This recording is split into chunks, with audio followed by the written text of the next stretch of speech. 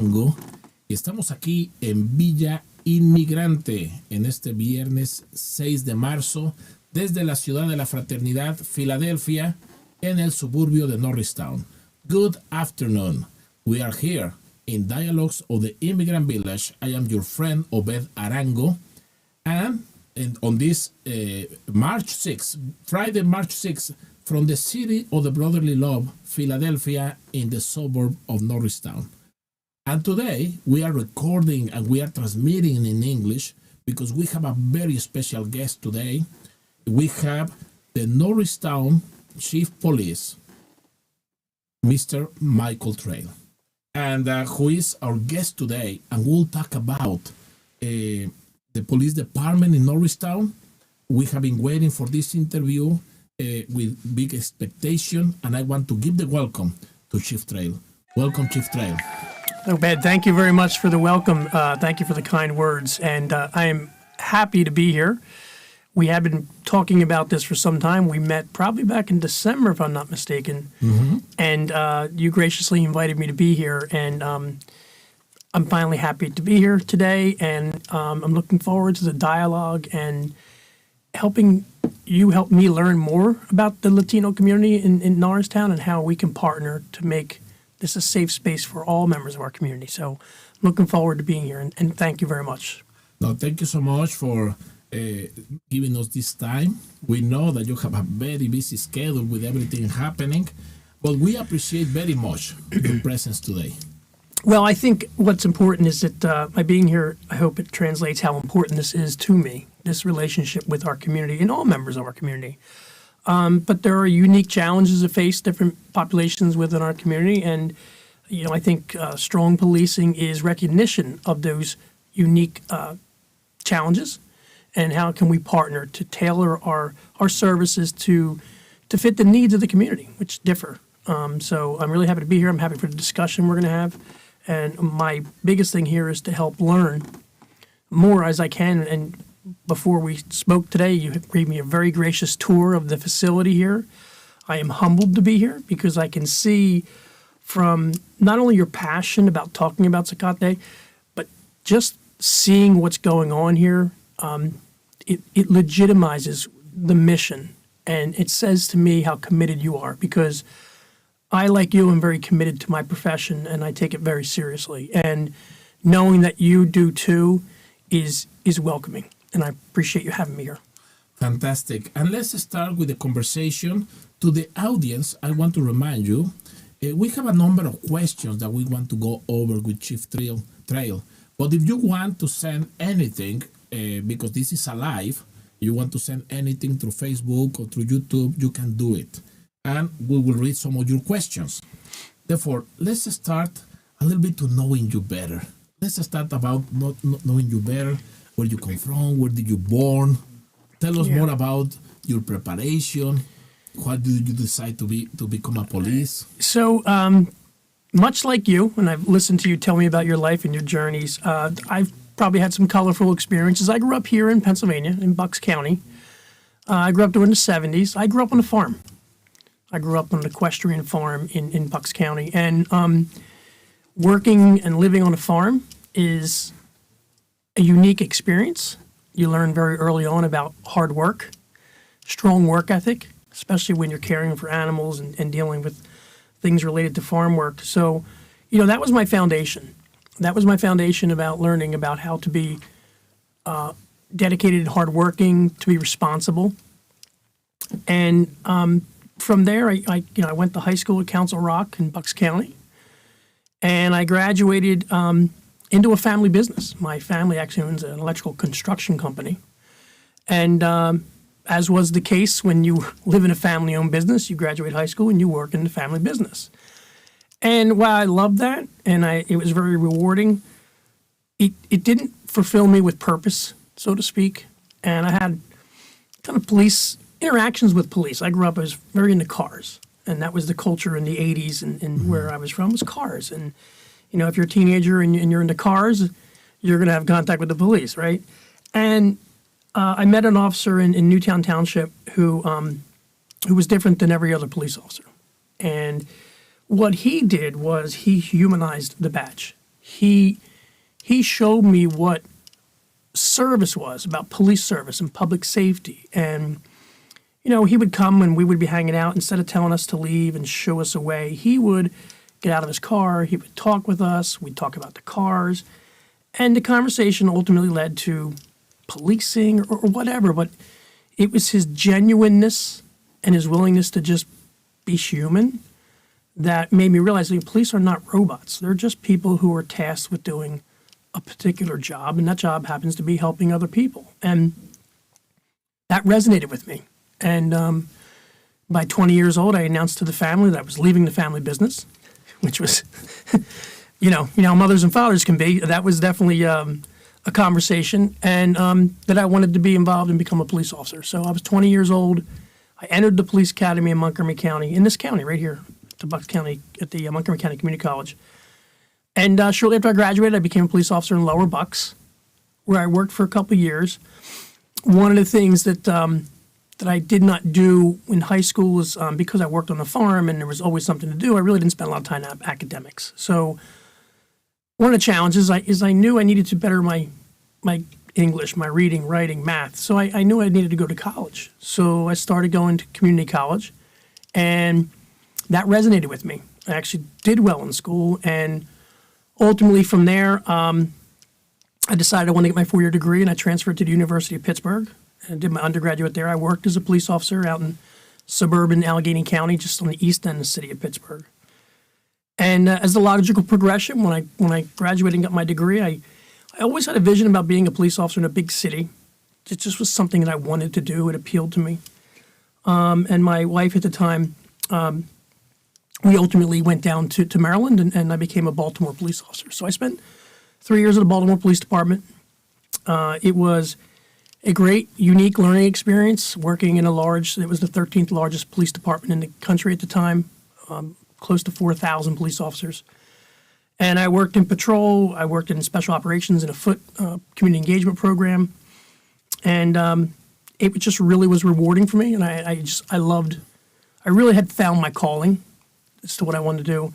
Ultimately, I left Baltimore, following a divorce, came back to Pennsylvania, was a little bit of soul searching in my life at that time, and I kind of left the profession. I was a little challenged by some of the things that were going on, but I actually wound up becoming a stockbroker.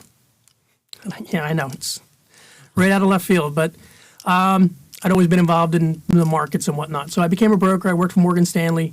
I got an opportunity to work in New York for a while, briefly, but in the summer of '01, out of the Trade Center. And so following the events of September 11th, I really had that crisis of confidence. I was a young man, single father, and I knew that my heart really was in policing. And that led me to Lansdale Police Department in February of 2002. Just worked hard. August of 2017, I was appointed chief. Did 8 years there. And worked again to, we set out a vision. What do we want that department to look like? My team, we built a great team, and we hit all of the goals and objectives that we wanted to do. And my personality is I need to be occupied. I need to have purpose and meaning. So after we hit those goals and objectives, I kind of started looking, and I told my wife at the time that there was something more. I needed something more. I wanted more of a challenge, and that led me to apply for Norristown. And I was hired by the Norristown Police Department in August of 25. Yes, it has been very recent, only a couple months. Not It's actually 6 months today is my anniversary. So you were here to celebrate my 6th anniversary. So thank you. And that's fantastic that we have you now on these 6 months and completing the 6 months as a chief of police here in Norristown. And you came in a time in which it has been challenging. These are challenging times for many reasons. And I want to ask you, let's go into the challenges that you have found during this 6 months period in Norristown.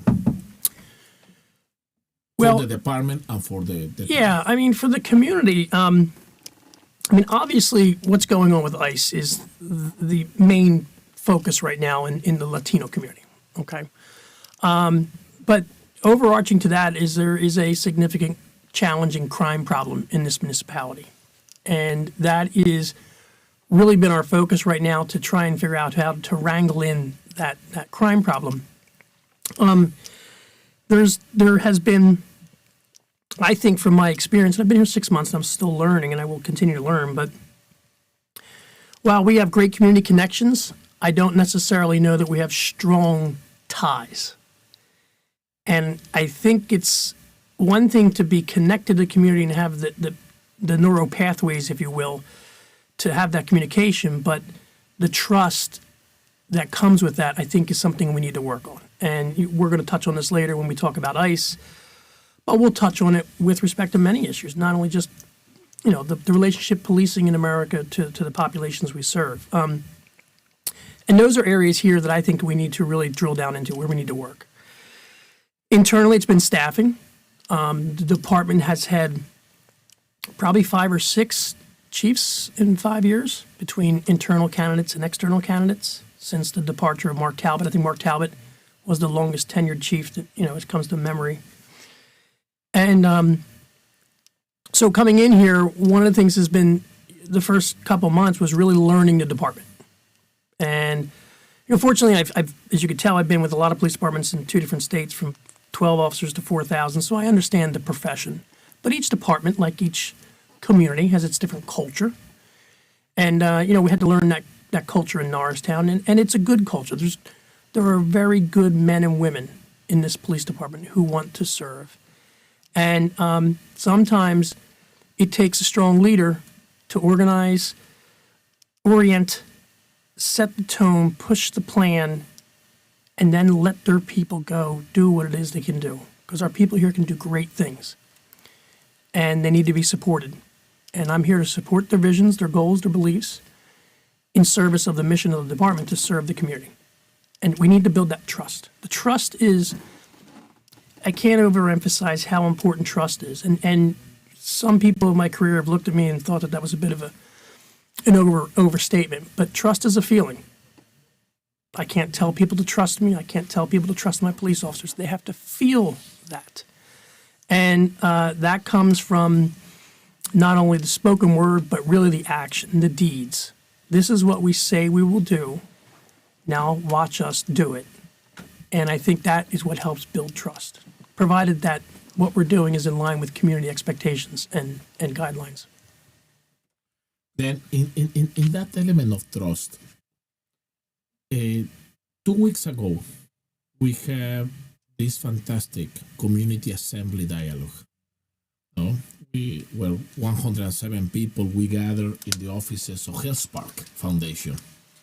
And it was a wonderful dialogue because we have community, we have professionals of emotional health, we have lawyers, we have 2 of the main law schools present, Villanova Law School, University of Pennsylvania Law School. We have also non-profits and foundations there. But also we have officers, representatives, all different kind. We have Congresswoman Madeleine Dean. We had also the Consulate of Mexico. And we had an excellent dialogue there. And I want to thank you for being present that day also.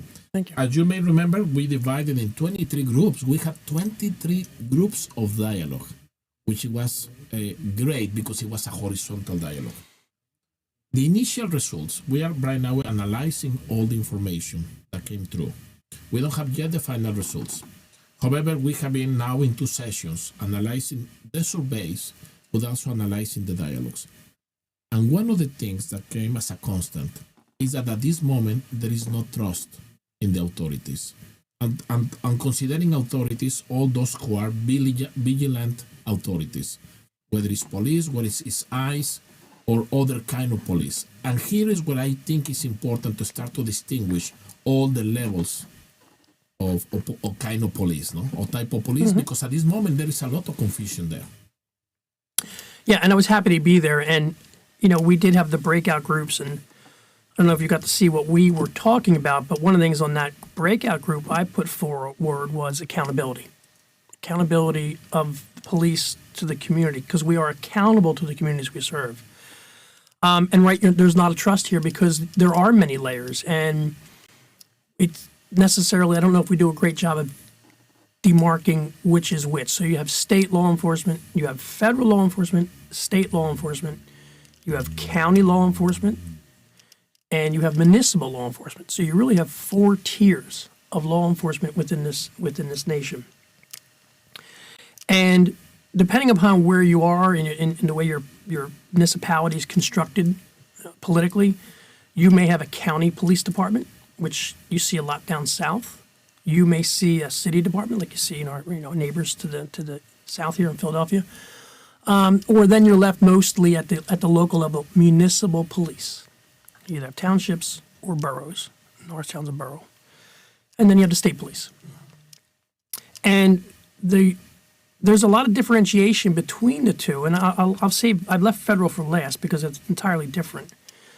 Local police deal with local matters within a jurisdiction. So the Norristown Police Department addresses matters related to the municipality of Norristown. It's about 3.5 square miles, about 35,000, 36,000 people.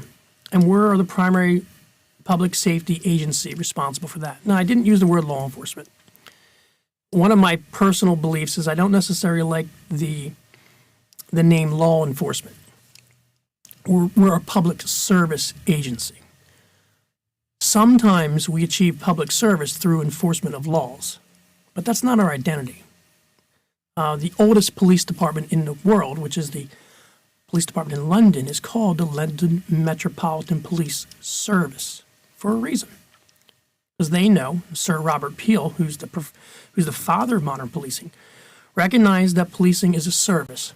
We serve our community. And so it's important that we understand that the majority of the time men and women on the street in uniform, they're not doing law enforcement. They're doing public service. And sometimes that requires the enforcement of laws. And we do that on a local level. The state is pretty much the same way. They provide public safety services to unincorporated areas throughout the state. And we don't have full-service sheriffs in Montgomery County. They work for the court. And then we jump up into the federal level. And the federal level is unique that it's broken down into different organizations. So at local level, your police department has different organizations within the police department. So we have investigators, we have the K-9 unit, we have tactical units, we have all these different things. But at the federal level, a lot of the federal agencies are actually divided into special and unique services, like the DEA, for example. They do drug enforcement.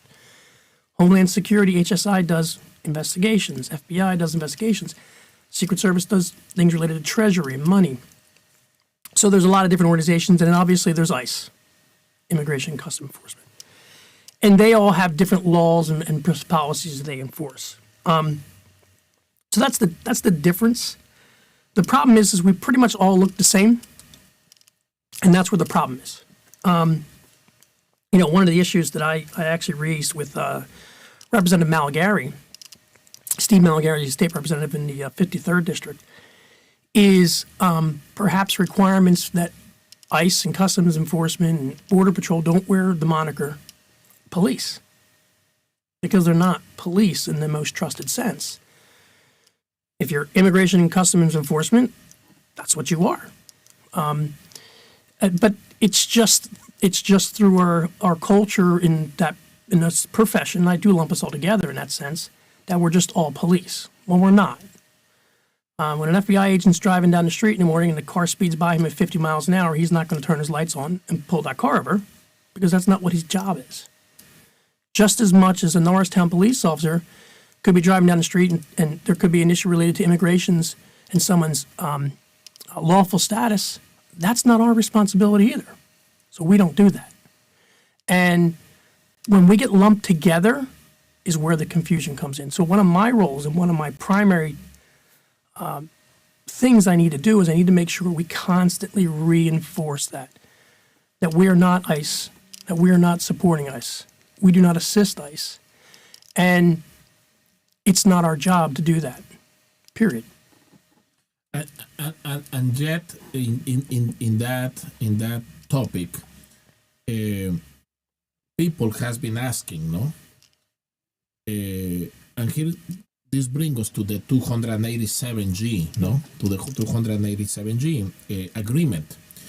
This 287G agreement, to our audience, is a program that rewards or give federal support to police who sign with them, and then to bring collaboration with the local police.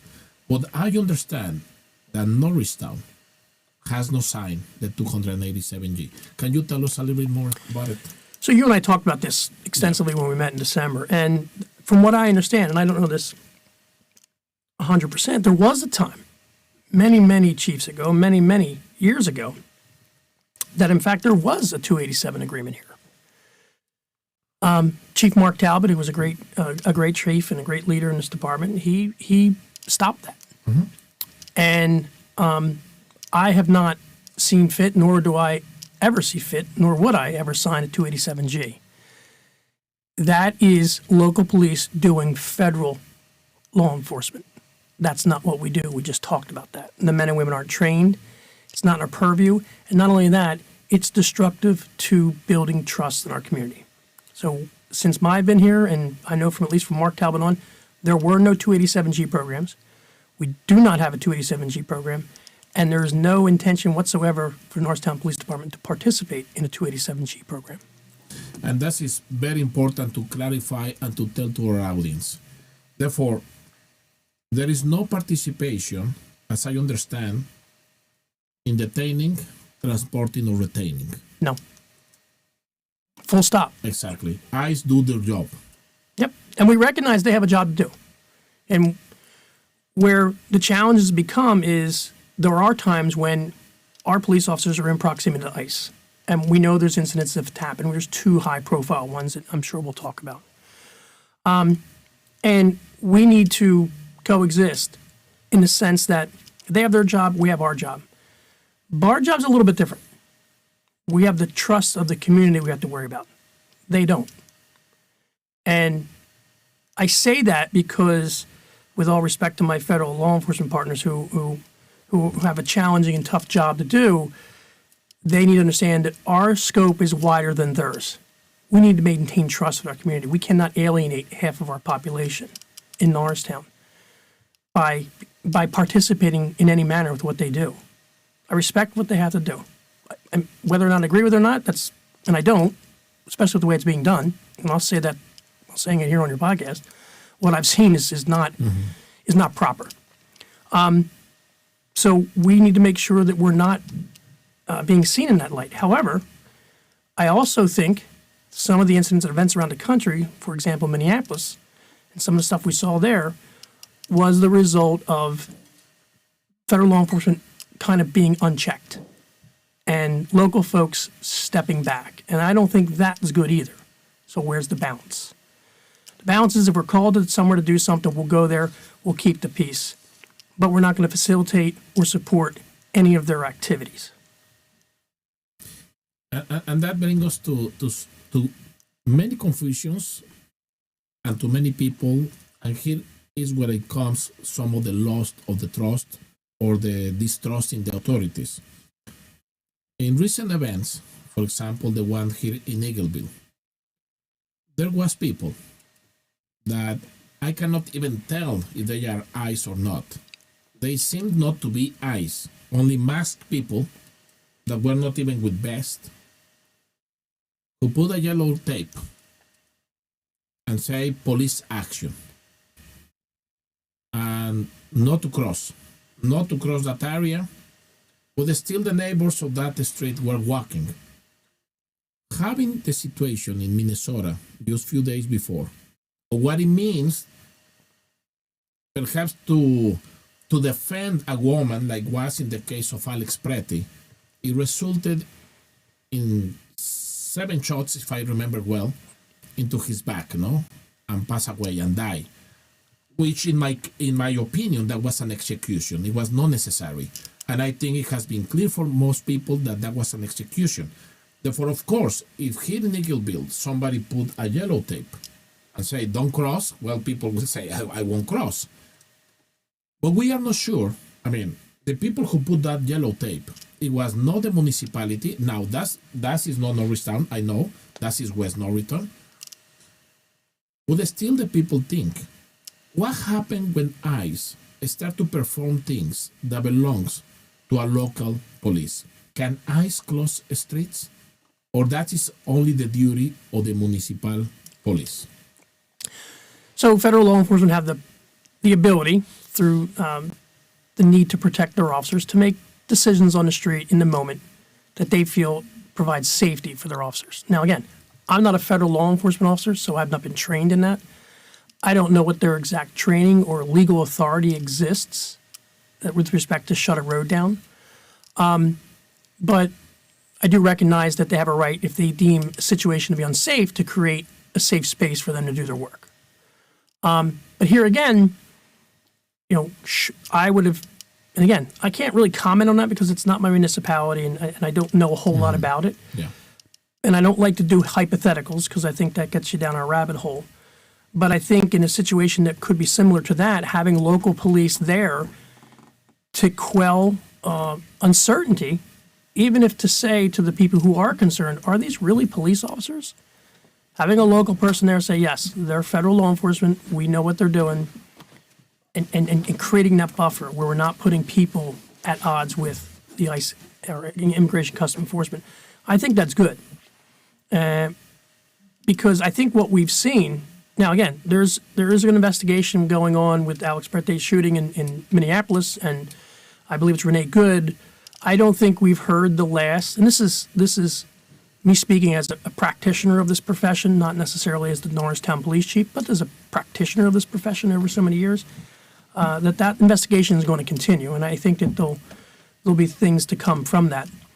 But the masks, the failure, again, it's policy and procedure in Norristown. If someone asks one of my officers who they are and what their name is, they are required to tell them their name.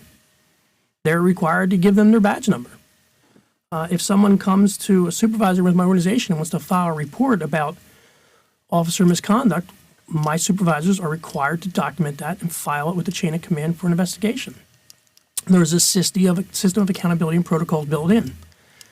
I don't necessarily, and I'm not saying that hasn't happened in these federal instances, but some of the things that I've seen lead me to believe that if it is in place, it's not robust and it's not necessarily being followed as required.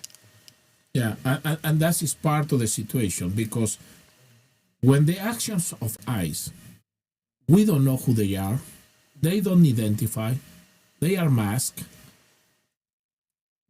There has been even the conversations that there might be some vigilantes that has been acting like ICE, stopping certain people, and then they call the real ICE and pick up, which for us that can be a kidnapping, as we don't know who was it, where they are taken there, and that is scary for the community. It's the rise in the community. It's not knowing if somebody will stop you at the corner. Here in the area where we are, I won't give full details on this, but we have a direct case in which someone was pulled over between the border of Norristown and West Norristown, here in what is Hartfront. For the other side of Forest is West Norristown. But there was a car that interjected this immigrant fellow until they arrived to the gas station. The person was pulled over, not knowing who was it, no warrant.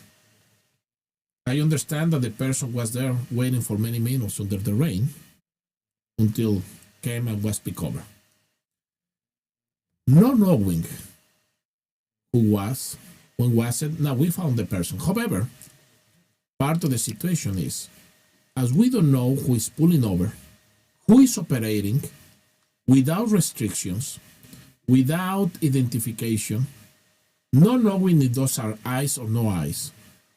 Our question is what the local police can do to verify, especially if you see someone, because if you see someone without a plate or you see someone doing such actions, is the capacity of the local police to verify who is these people. Yes. And that goes to the point of where I feel challenged by a large member of the population saying, hey, we don't want our police anywhere near ICE, but we have a vested interest to know if those people are in fact ICE or federal law enforcement. So, and how do you do that? You do that by going out there and asking them questions, and that means interacting with them. So, and that's where I'm getting at, where it's difficult to say, well, we have to put this big wall between us because we don't want our police anywhere near them, but we know that they're engaging in their practices where they may not be properly identifiable, they may have masks on, and there may be questions as to if they're really immigration's enforcement. So by having our local folks there to validate what's going on, I think that is a good thing. There's a reason that we have a uniform. And the word uniform, obviously, means it's uniform. That's why all of the members of the Norristown Police Department look alike. We wear a patch, we wear a badge, we wear a name tag. We drive around in cars that are well lit, marked with police. There is to be no confusion about who we are. I wish my federal partners were engaging that kind of protocol. I understand a lot of the challenges with respect to safety and what they're doing. I respect that. And the mask thing is something out there that's obviously controversial. But that wouldn't hurt just to put a name on their shirt, right? A federal law enforcement moniker on there and just make it uniform so they all look the same.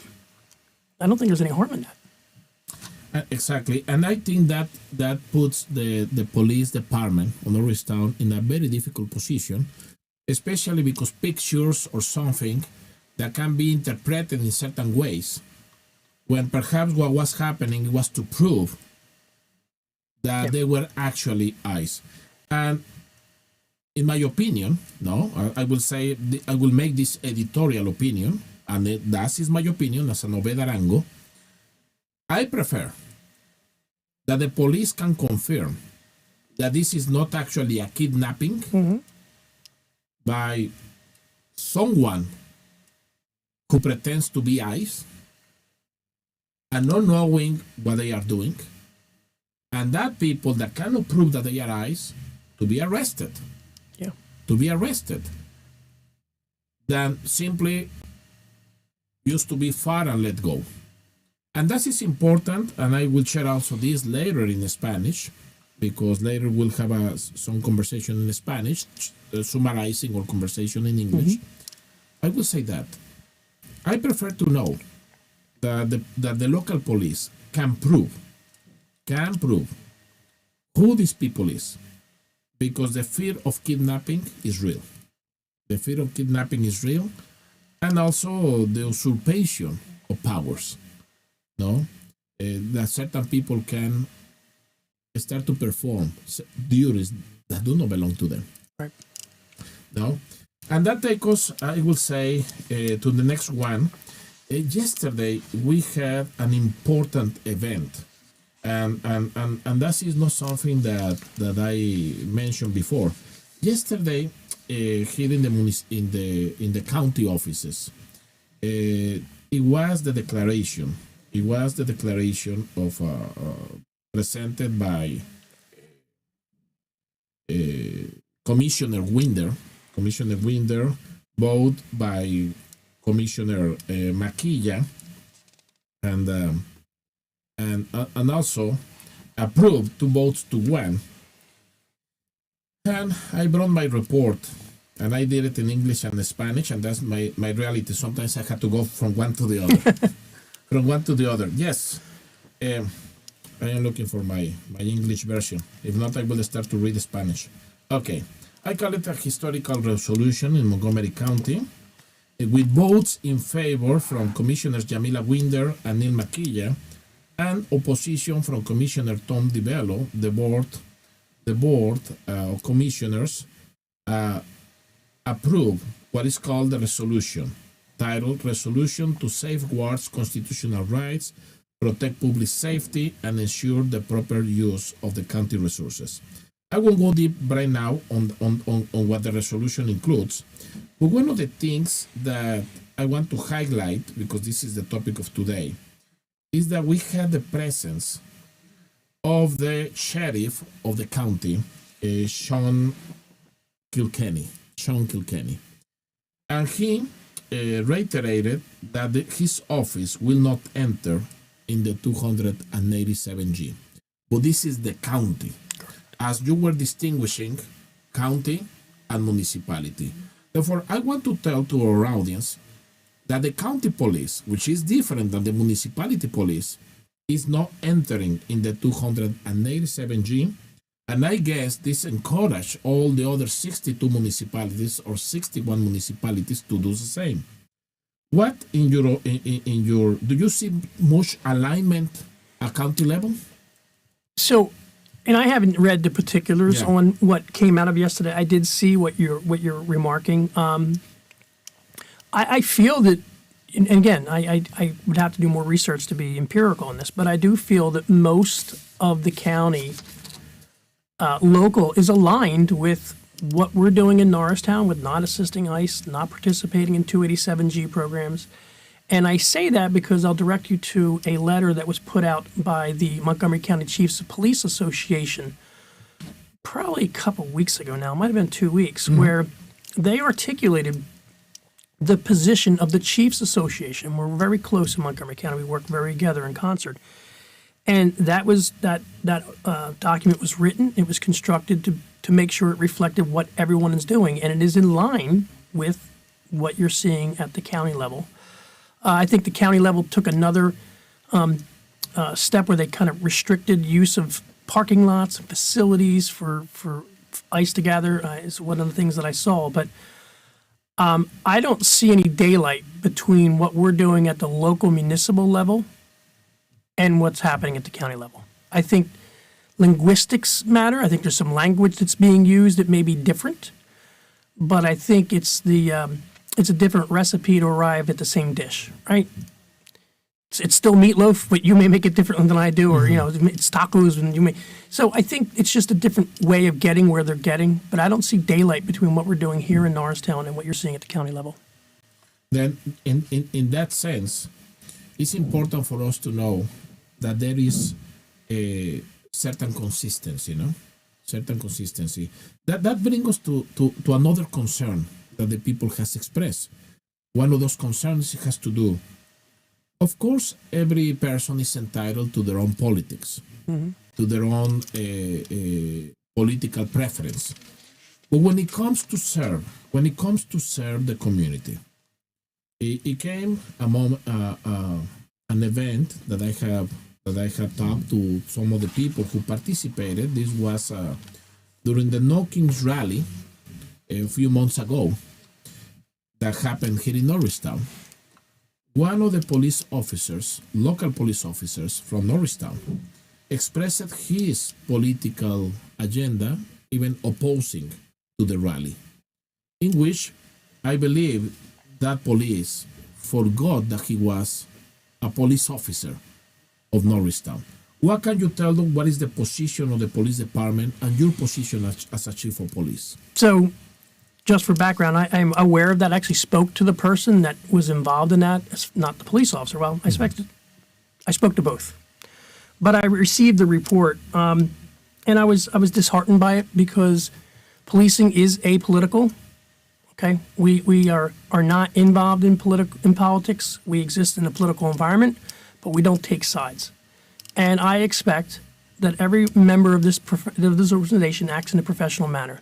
When you put this uniform on and you're on the clock and you're being paid by the municipality of Norristown, you are apolitical.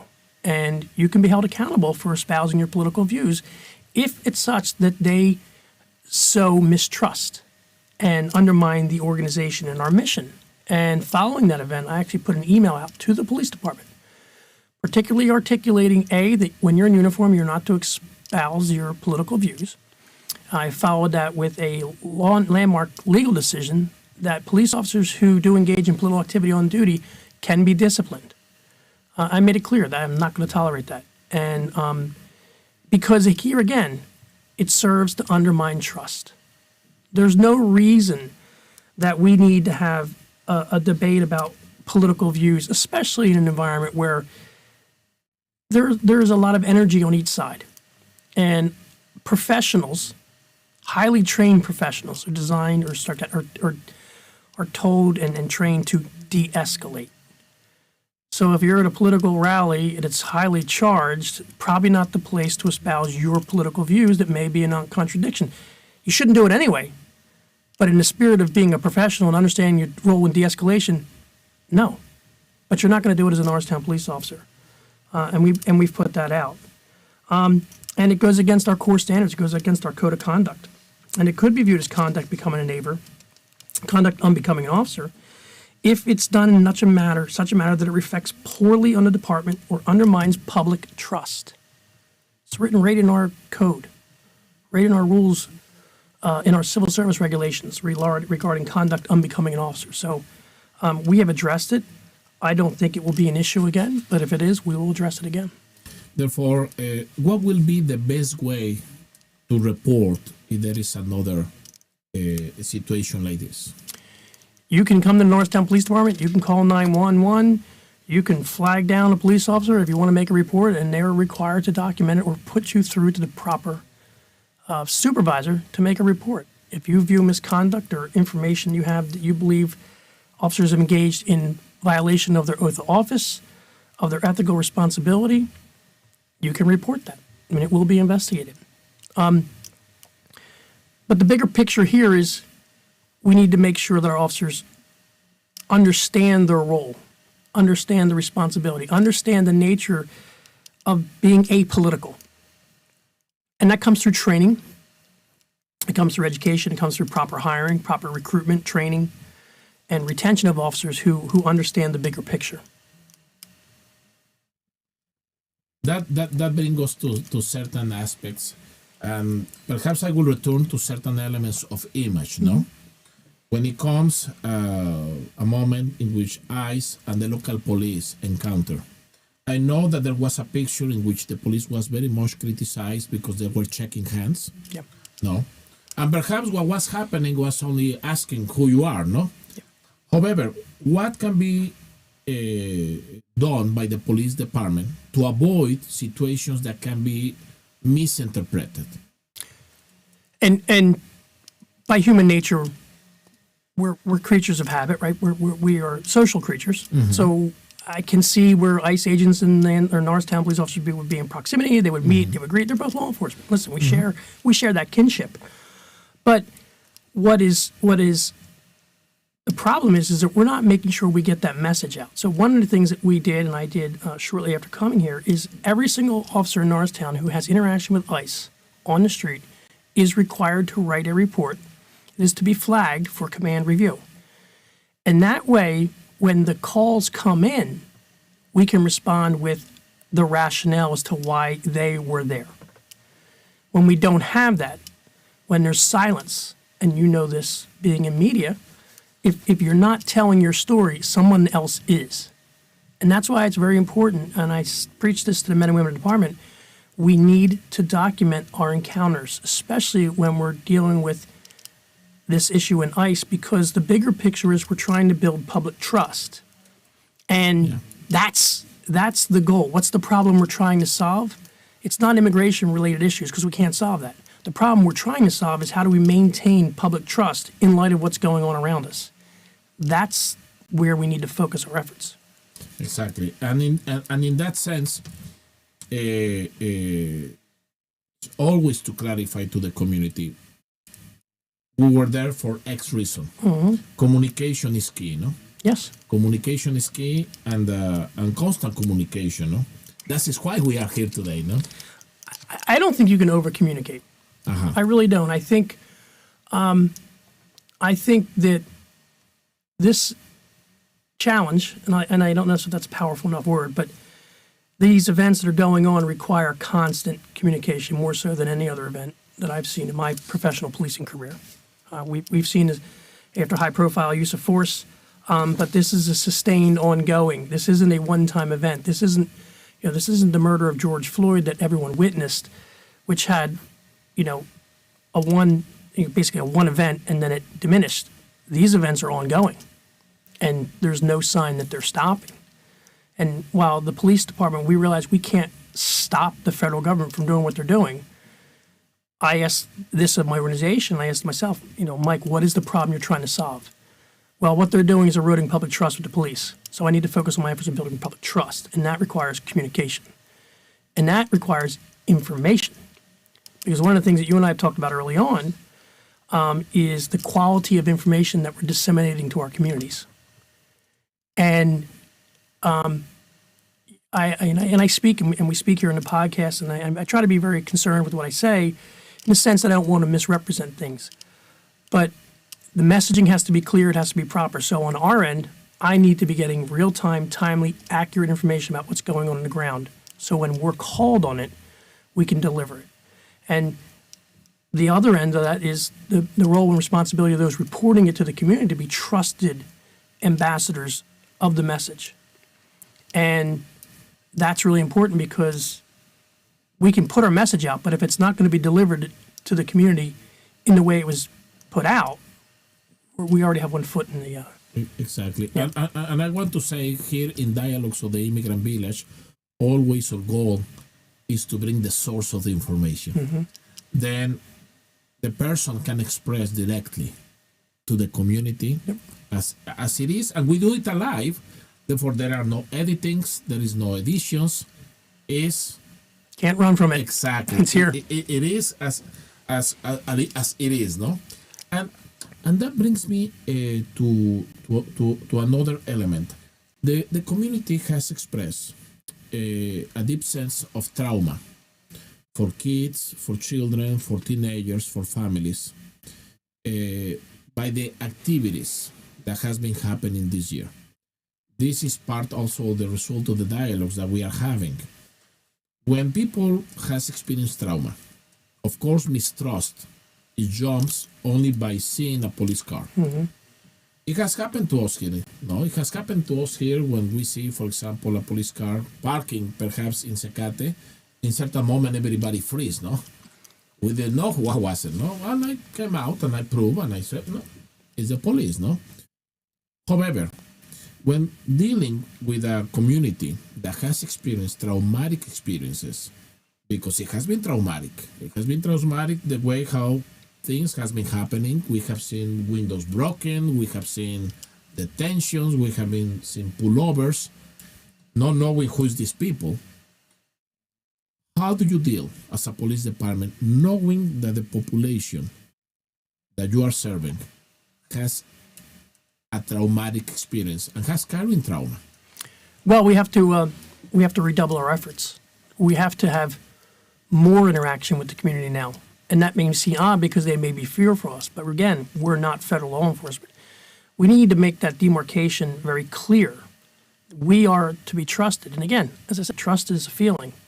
So our actions are going to be what dictates that. And that means that we need to be in the community. We need to be here talking with you. We need to be, there's a multitude of organizations, in Norristown for the Latino and Hispanic community. We need to be more engaged with them now than we ever have been. It's not the time to close up and pull back. It's time to be more engaged and to do more outreach. And we are trying to do that. One of the things that we are doing just this week, we formed a new community impact unit. So we now have a unit that's designated in the PD. Right now we're starting with 2 individuals, one sworn police officer and one sworn professional support staff. And their sole job, is to focus on community engagement. And obviously right now, what is the primary area where we need positive community engagement? It's in the Latino Hispanic community. So that is going to be our first effort and focus. And the individuals who were selected for that, one of them is Rossi, and I can't say enough about Rossi. And we just selected another officer who that you know well. And they're going to continue to make inroads. We need to be out there in the community every day. One of the things that has troubled me and continues to trouble me and troubles chiefs of police across the country is that the lack of reporting the underreporting, the lack of ability for people to feel safe to report victimization, report being witnesses of criminal activity, is making our community less safe. And we can't have that because we already have a significant challenge with crime in Norristown. And if we alienate a large portion of our community where they won't talk to us, the crime's going to go up. The victimization rates are going to go up. So we need to make sure that those communication, those dialogues are constant, robust, and they need to be maintained.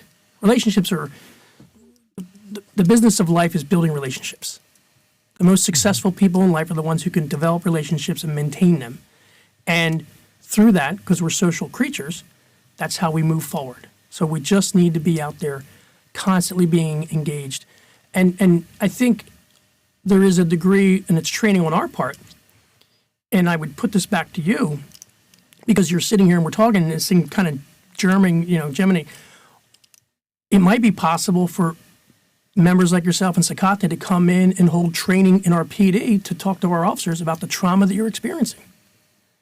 Because we're not experiencing that. So much like you see members who are, community people who have been victimized by domestic violence, they, will come to police departments and tell officers about the importance of enforcing domestic violence laws to make sure that, they're protecting, the most vulnerable people. This is no different. So I'll challenge you that maybe when we're offline, that we talk about maybe bringing someone in or folks in to help educate our officers about the trauma that people really feel. Because if they don't experience it firsthand and they're not being told about it, it's hard for them to connect in a sense, if that makes sense.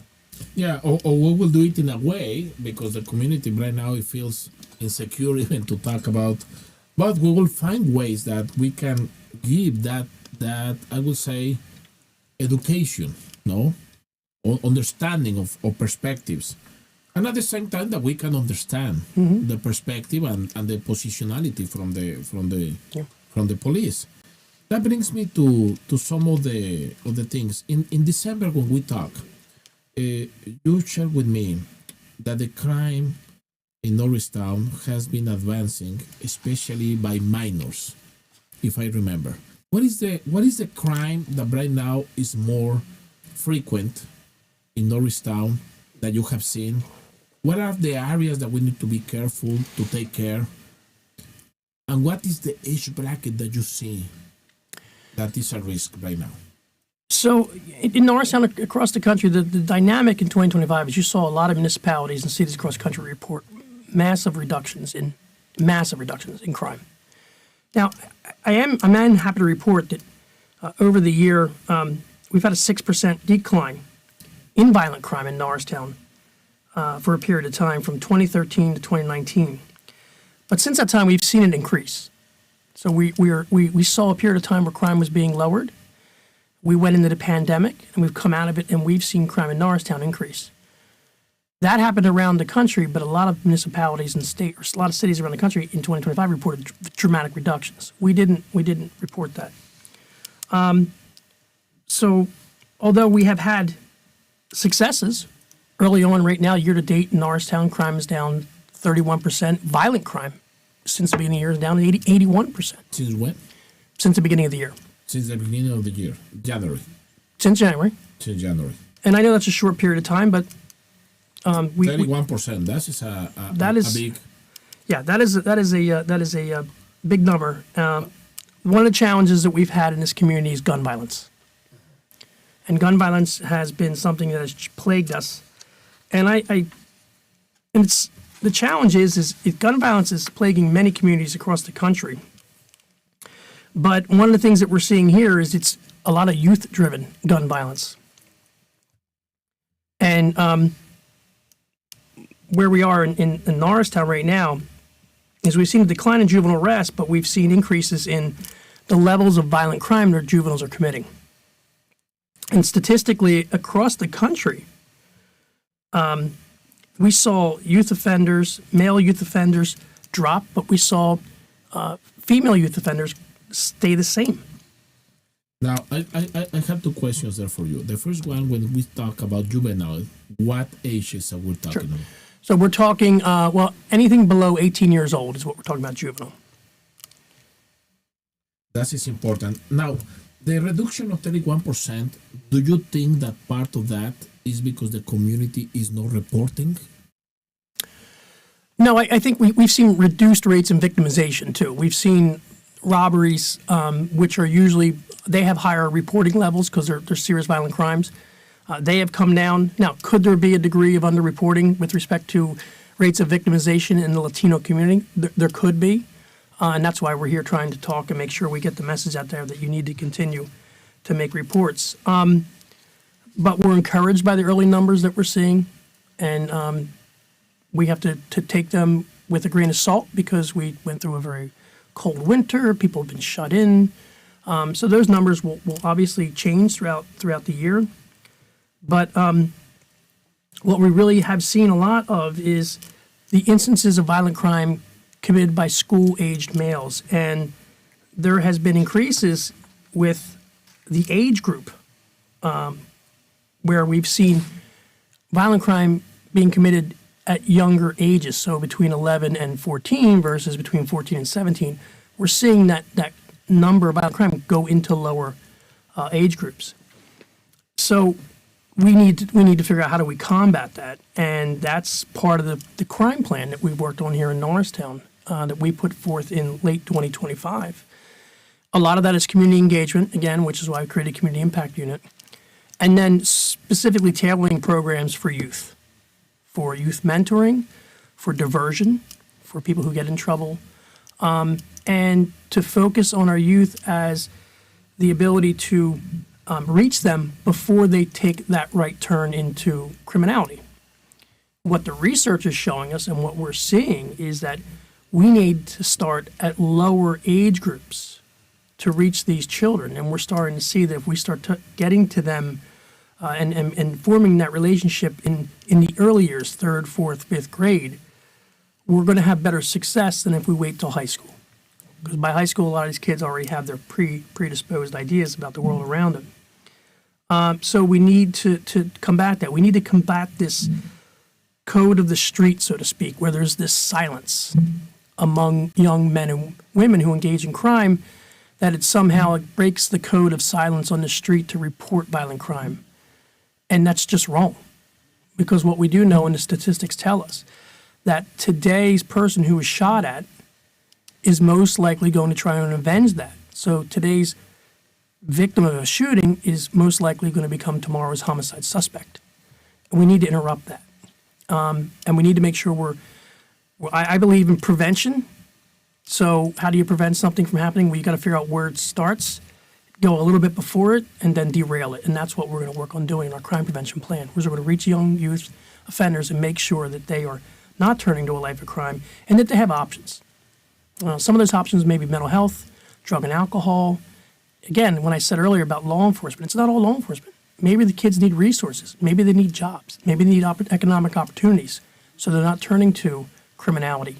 Maybe it's just mentoring, education, strong role models. And we're doing it not just for the male. I'm proud that this year we're starting our Girls in Blue, which is a mentoring program for young women. And it's a grassroots effort from the police department. The men and women of the police department put this program together. It's going to start on the 21st of March. And it's going to be a mentoring program to help young women, young ladies, young girls, work through the challenges that affect them as they grow up and develop. And I with these statistics and these age brackets that you shared to us today, I will have to tell to the community that we need to pay attention and to come together to surround our young people or kids, because they are still kids. 10 to 14 years old, 11 to 14 years old, they are still kids. Yes. Here at Secate, we see those kids growing strong, smart, exploring technology, exploring science, exploring literature, exploring cooking, exploring media, doing homework. advancing in their grades and degrees and dreaming with college or another decision for a professional level life, no, another profession.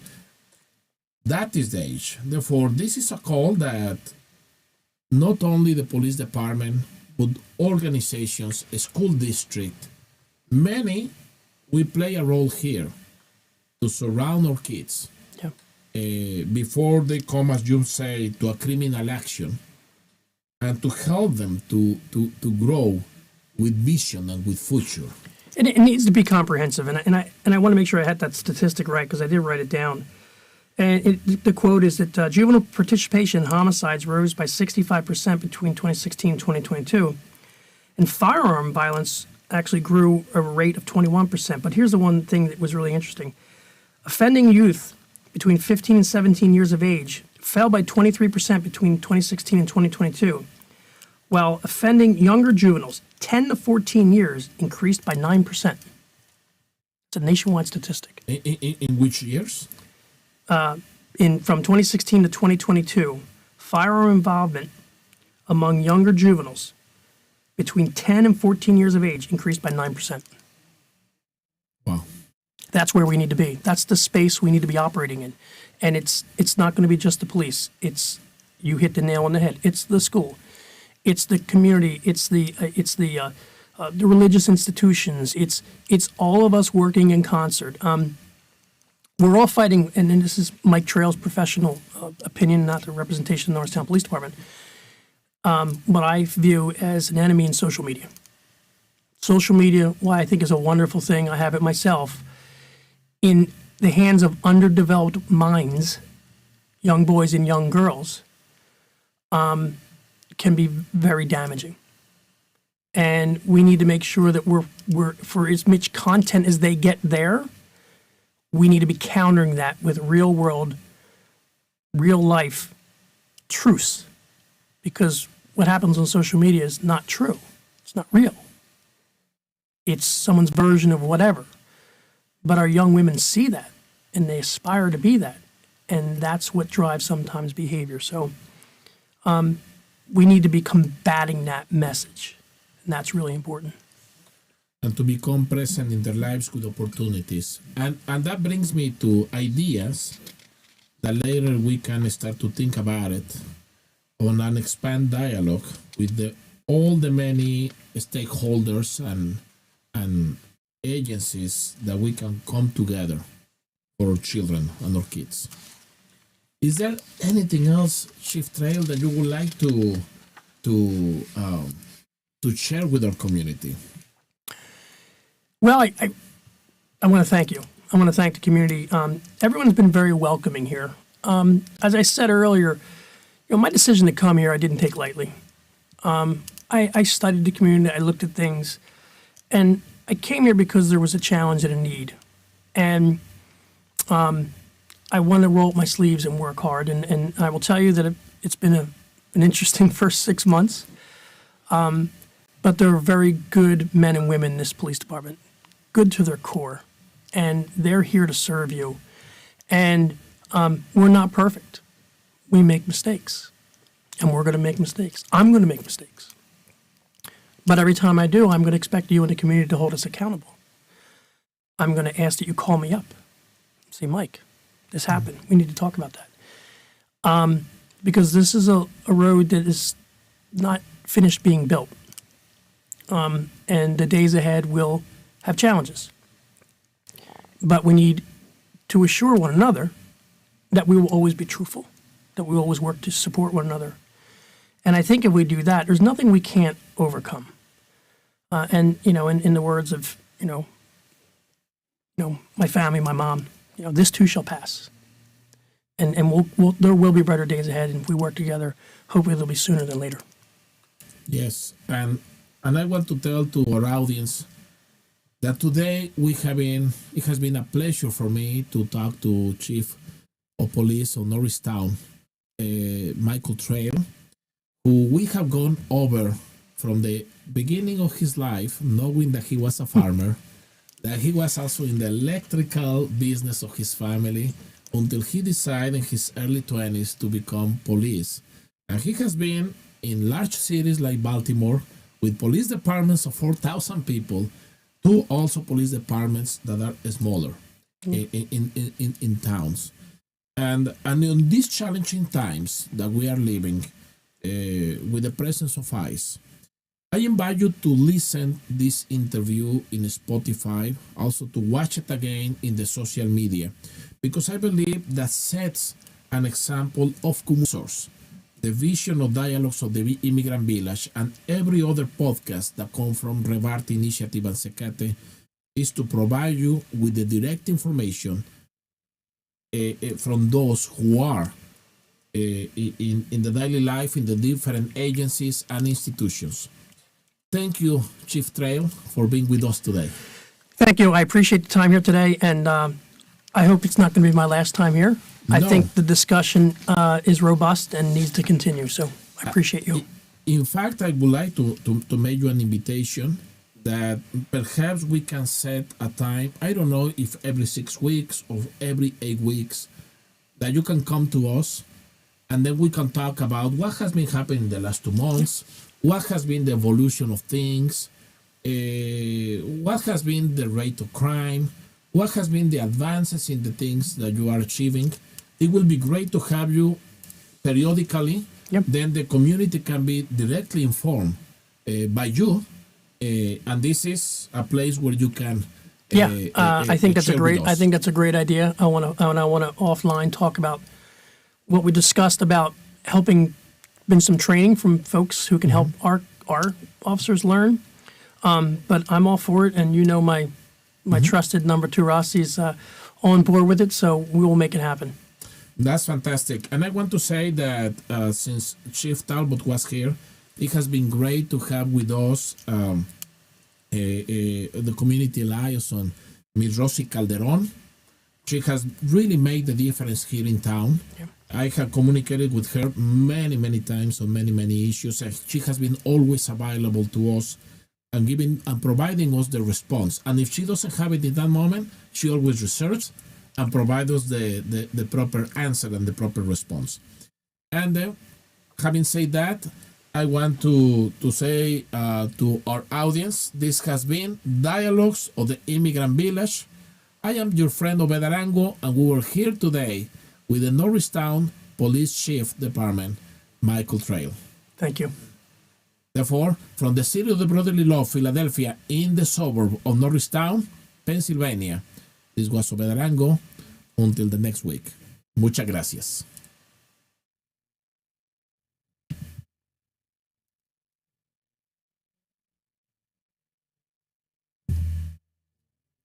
We are off.